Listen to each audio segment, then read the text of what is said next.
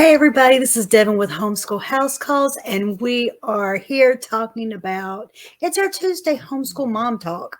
And we're talking about last week we talked about teaching our kids to schedule and manage their time. And tonight because you asked, we're talking about how do we schedule ourselves, because you remember I told y'all, my opinions that if we're not able to schedule, then it's kind of hard to teach our kids to, or to even expect it, because they're just kids and we have to teach them. So some of our moms asked to talk about scheduling ourselves, and I'll give you a couple of suggestions and I'll show you what I do and how I handle mine. And you're in luck because I'm just in the middle of revamping my schedule. That's something that I have to tweak my schedule probably at least every 6 months. Definitely every year at the beginning of the school year. And because I work out of my home now as a homeschool consultant, I have to adjust things. And, it's like I had my beautiful schedule that I absolutely loved. And then my 6-year-old decided to change her schedule, which changes my schedule somewhat. Sometimes, when you work from home, you can adjust your schedule. Sometimes if you have a really strict, it just depends on how you work. There's a lot of moms who work now, so don't think that homeschoolers have to not work, or homeschool moms can't work. You can go either way. For years, I was a stay-at-home homeschool mom and didn't work at all. And now, what happens when you homeschool a long time, you become a consultant somehow, either for free or for pay. And I do both. I do have, lots of free on the channel. You can jump over to the playlist for our home that says Homeschool House Calls. And that's my episodes when I have gone into other people's house. Sometimes we do virtual. I do 4 free a month. Those are put on the YouTube channel so you can watch them. And then I do paid too. So I don't get to go outside the house as much right now with COVID, and most of them are kind of virtual. So anyway, that's, beside. So anyway, let me go. Here's our title. This is what we're talking about. How do we schedule ourselves?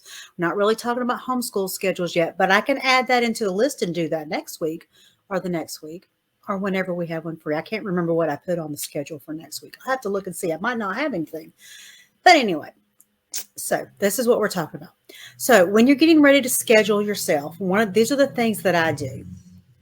Number one, you go grab your clipboard and paper. Now, every good homeschool mom probably has a clipboard. The joke is that you have a laminator. I actually do not have a laminator. I just use page protectors. So a lot of moms do, and they're awesome, but I just never bought one. So anyway, if you don't have a laminator, you don't have to have one. But clipboards are nice because they're like portable desks. So clipboard, paper, pencil. Don't use a pen. I like a pencil because pencils can erase. So anyway, so that's your first thing. Another thing that you want with that clipboard is to print out a weekly calendar. No nice, pretty one. I mean, you can invest money in one later, but right now this is like you're working. A nice, pretty calendar. And don't ever write in pen in those either, because I mess up all the time. But I have those. I like to have them out so I see the week, so that I can look and see what needs to be done. Now, one of the things that taught me to schedule that I used when I first started homeschooling was a book called Manager of Their Homes. I believe her name is Terry Maxwell. The website is titus2.com, I think. I would have to Google it to find out. I don't know off the top of my head. But that one book, she has other books that are like Manager of the Homeschool, Manager of something else, Chores. Don't buy those. They're almost exactly the same as the Manager of Their Homes. That's the only one you need. Well, you can buy them. I mean, I'm not saying that they're hard. No, don't buy them. But I just found that one book was enough. It comes with lots of diagrams and paper and extra stuff to help you learn. It's fabulous. I used to read it every year at the beginning of the school year. Every year. But now, after 18 years of homeschooling, most of it's probably committed to memory.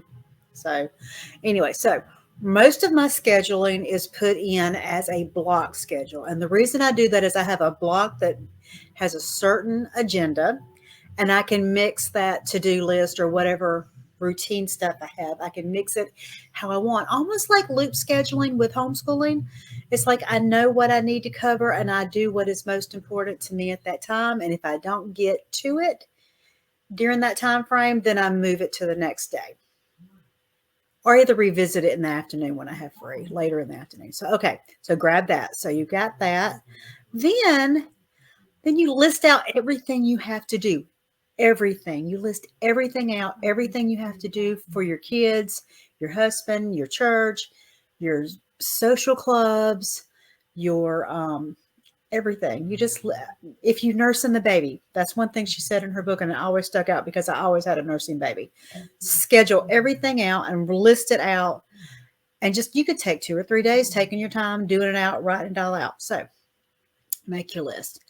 Now, let's see, make sure I have these in where I'm looking at my. Now you're going to grab your weekly calendar and you're going to list out everything that can't move, everything that has to be there. I write them on that list, on that week, on that practice list. I write them in red so that I know that these can't move. It could be, let's see, therapies for your kids, like a doctor's appointments that are regular. And I'm going to tell you some tips in a minute about that. But write down everything in red that can't move. Extracurricular, like soccer, doctor's appointments that are regular, like therapies, maybe a certain thing that your husband wants you to accomplish every week.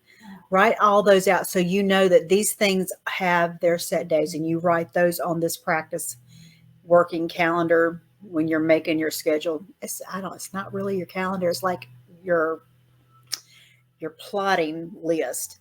So you write it down so you know those can't move. That means you've got to work your blocks around those. So think about, okay, here's my tip. Think about an errand day. If you have an errand day, that certain day that you're going out of the house, it's whether that what I use this day for, mine is usually Monday or Friday. Those are the days I make the doctor's appointments on.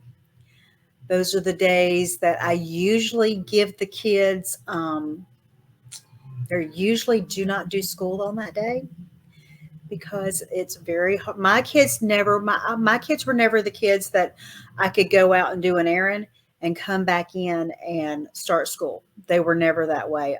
I know some kids are awesome. I would find things to put in the CD player, like Story of the World on. They used to be on CD disc. I'm telling how long I've homeschooled. Podcast, anything you can. We would get our history and a lot of our science during that time in the car. This could be the day you pick up your groceries or you go grocery shopping. This is the day you leave open for scheduling any appointments or well visits or whatever. It is the day, just anything that you need, so that you have that one day for errands.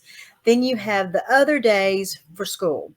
Now, we have actually had years where we only did sit down school 3 days a week because we had certain things outside the house that we could not miss. Then you plan, this has nothing to do with this schedule. I'm jumping to next week. Stop. Move to next week. But anyway, pick an errand day. That's the day you're going to worry and plan to go outside the house. So now then, don't do that, Devin. I almost erased my stuff. So now think of your days in blocks of time. This is how I do. Your blocks will not look like mine. See, I even have made a card. They're not going to look like mine. We're different people. I have things set, and I'm not even, when I pull up the calendar, I'm not even going to pull up mine because it might scare you. I do a lot. Okay, so this is what my day looks like. Now, blocks do not have to be 2 hours. They can be 3 hours. They can be 4 hours. What works for you. When my bigger kids who are, adults and teens now were little and I was homeschooling them, my day looked completely different. I had a block of time in the morning before lunch. That only thing we did was school. There was nothing else. There was nothing. I was living for that clock. But for me right now, 7 to 9, I wake up, I have coffee, I have any personal reading. I kind of have a slow start to the day. I have adrenal fatigue and I'm trying to give myself permission to rest. I pray about my day. I put prayer. Spelling is not much my strong suit. I pray for my day. I check my email, check my social media messages, but I give myself permission not to answer because I'm not awake that early. And when I try to answer these things, then I probably don't spell right and I might not have good grammar and I may make no sense. Now, if it's an emergency, because locally I do a lot of local consulting, I have in Alabama, we have something called a cover school. In other states, it might be called an umbrella school. I might be what you call your homeschool principal, but we have over 300 families. So if it's an emergency, I'm going to deal with it in this block of time. If it's not an emergency, it's going to wait till the afternoon when I have time to think through whatever's going on, because I'm just not at my best at this time of the day. Anything's going to be rote. Check my website, update any plugins that make it things run well. I update anything there. I check my calendar to make sure to see if anybody's scheduled an appointment, because I have appointments in the afternoon, and I try to be mentally ready. Not mentally well. I mean, I just try to look over because I might completely miss it if I don't look at my calendar. So that's the kind of stuff I do. Then at my second block is 9 to 11. This is all about Elysia. Elysia is my 6-year-old. I still have one-on-one school with her. My teens are online. I'm more of their facilitator now than their actual teacher. I taught them for years. This is the first year we're completely online.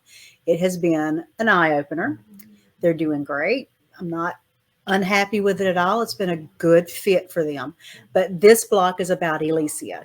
She wakes up, we eat breakfast together, we cuddle, we do school, and I start on activities. I'm going to making her almost like not busy, but kind of like busy boxes where she has things to do in the afternoon, because she tends to get bored and teens tend to not want to play with her. So I'm coming up with ways to keep her occupied. So that's our second block. This is what we do. And my focus, my other girls will come in and talk, but my focus is on her. Okay, so from 11 to 1, now I'm checking on my other girls. By this time, most of the time, they finished the bulk of their school, but they still need me. So I'm like over checking. I might scroll and look at we have a parent dashboard. I might look and see what they've done, how their grades went, how much work they did. This is the time that we do lunch. Let's see, I got another slide. We do lunch. We talk about what they've learned and their books, what they're reading. I do have required reading, assigned reading that they've got to do an hour a day. Sometimes I have one that's a big reader and she's very good at picking anything and reading. But another one who doesn't like it as much. And so I'm really giving her book tastings. She's found a series she likes. I think she's going to branch off and read some of the author's other books. So I'm really trying to keep her actively reading, because she would not actively look for a book herself. My 10th grader would, my 8th grader not so much. So this is what I do in that block. Then, okay, here's something about lunch. This is one thing I do. I cook 2 meals. Breakfast. Sometimes I do it in bulk where we bake a bunch of muffins. I can pre-make waffles. This is something I usually do on the weekend. Baking tends to be therapy for me. It's like a happy place. I used to, at one time when they were really little, I would cook like 250 muffins. I have not done that in a long time because I try to balance and not have tons of wheat. Any meal prepping is at that time. This is, then I cook an early, you can either call it a late lunch or early supper. And then I usually double that portion so they can eat it for lunch. They can eat it later if they get hungry. So there's something healthy. We're a working household. Nick is an eBayer. He does lots of eBay, and lots of it is done in the kitchen, in the dining room area. So we don't always have sit down together. And I know that's better, but that's not always what fits our life. Fits our life. So I try other things that I try to make sure I'm connecting with people in the house. Okay, so then I get to the fourth block, 4 to 5. Now this is where I deviate from the 2 hours. 1 to 5 is my work time. Now I will usually have about 2 hours of that will be appointments. I didn't spell that right either. I make virtual appointments. I use something called Calendly. It People can go on. They go on the blog. They pick the calendar. They pick when they want to meet, and it puts them on my calendar for the afternoon. I try not to do more than 2 hours of virtual meetings because I also need to make, this is when because this is when I'll tend time to, emails, scheduling posts, pre-recording a workshop, anything I'm doing, this is when I'll do it. So, and then at that time, 5 o'clock rolls around, we're cooking. If I have not cooked, I usually cook 2 meals, but usually it's a little bit later in the afternoon. Sometimes the girls will help. It just depends on what's going on. Sometimes I throw in that third meal, but not all the time.